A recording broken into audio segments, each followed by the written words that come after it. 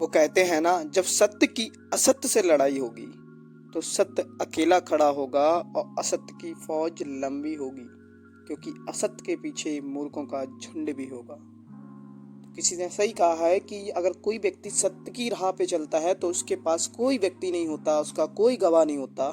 लेकिन अगर कोई व्यक्ति झूठ बोल रहा है, असत्य बोल रहा है, तो उसके पीछे बहुत सारे लोग आते हैं उसके असत्य को बढ़ावा देने के लिए। हेलो दोस्तों, मैं सचिन एक और मोटिवेशनल स्टोरी लेके आया हूँ आपके अपने चैनल टारगेट विद अमन पर, जिसमें एक मोटिवेशनल स्टोरी रहने वाली है, जिसको शुरुआत करते हैं। इस स्टोरी का शीर्षक है, अगर बुरा वक्त चल रहा है ना तो सब्र करो। अगर बुरा वक्त चल रहा है तो सब्र करो। देखो, एक बार की बात है कि एक राजा साहब के पास बड़ा सुंदर विशाल महल था, और उस विशाल सी महल में एक सुंदर सा बगीचा भी था। उस सुंदर से बगीचे में एक माली था और अंगूर की बेल भी थी।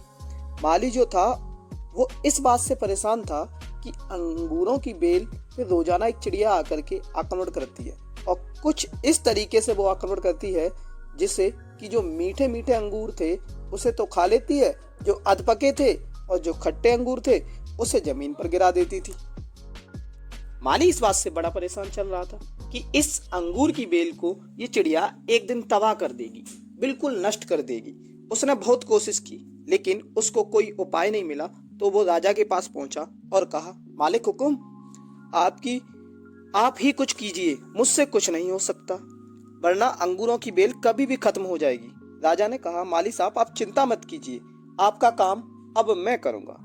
अगले दिन राजा साहब पहुंचे और अंगूरों की बेल के पीछे छिप गए, और जैसे ही चिड़िया आई, राजा ने फुर्ती दिखाते हुए चिड़िया को पकड़ लिया। जैसे ही चिड़िया को पकड़ा, चिड़िया ने राजा से कहा, हे राजन, मुझे माफ करना, मुझे मत मारो, मैं आपको 4 ज्ञान की बातें बताऊंगा। राजा बहुत गुस्से में था। राजा ने कहा, पहली बात बताओ। चिड़िया ने कहा, अपने हाथ में आए शत्रु को कभी भी जाने ना दें। राजा ने कहा, दूसरी बात बताओ। चिड़िया ने कहा, कभी भी असंभव बात पर यकीन ना करें। राजा ने कहा, बहुत हो गया ड्रामा, तीसरी बात बताओ। चिड़िया ने कहा, बीती बात पर पछतावा ना करें।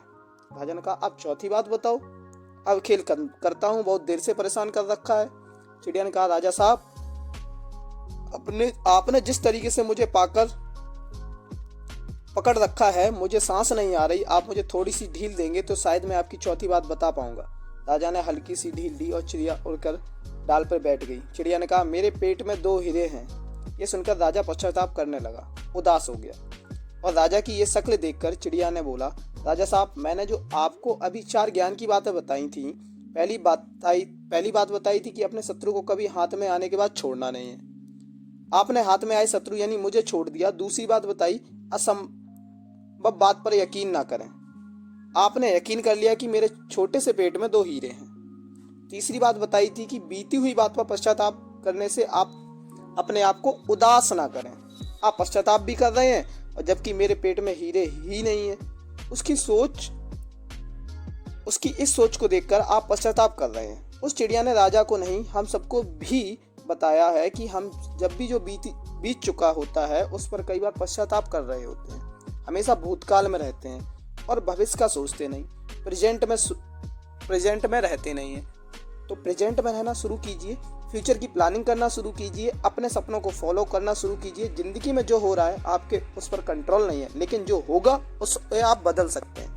दोस्तों, ये छोटी सी स्टोरी हमें जिंदगी में सीख देती है कि हमें कभी भी अपने पिछले कार्यों पर पछतावा नहीं करना चाहिए। हमें कभी भी अपने जो हम कर चुके हैं उस पर ज़्यादातर गौर या सोचना नहीं चाहिए कि ऐसा मेरे से क्यों हो गया। हमें आगे आने वाले समय को देखना चाहिए कि हमें आगे क्या करना है, फ्यूचर प्लानिंग करनी चाहिए। ज़्यादातर स्टूडेंट्स जो होते हैं वो अपने पिछले रिजल्ट को देखकर परेशान रहते हैं कि मेरा पिछला खराब हो गया, शायद अगला वाला कैसा होगा पता नहीं क्या। जो होगा उसे आगे देखा जाएगा, प्रेजेंट में रहना सीखें। तो आज की छोटी सी स्टोरी कैसी लगी कमेंट सेक्शन में ज़रूर बताएं। जय हिंद।